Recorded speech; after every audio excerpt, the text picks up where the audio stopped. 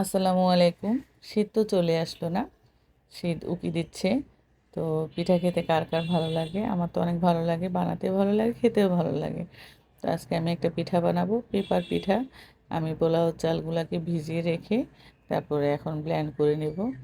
একটু লবণ আর গুঁড়ো দুধ দিয়ে আমি ব্লেন্ড করে নিয়েছি। ব্লেন্ড করা হয়ে গেলে আমি এটা রেস্টে রেখে দেব।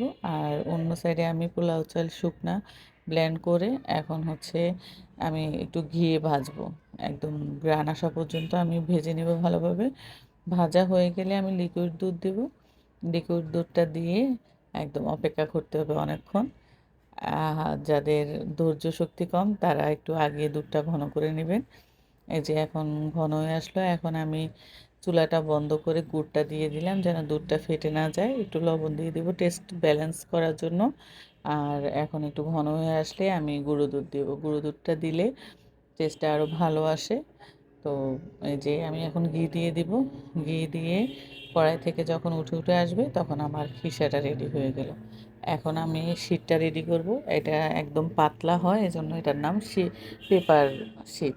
তো পেপারটা আমি এখন করে নেব। সিলিকন একটা ব্রাশ দিয়ে আমি একটা প্লাস চিহ্ন করে নেব, মাঝখানে হচ্ছে খিসাটা দিয়ে দিব।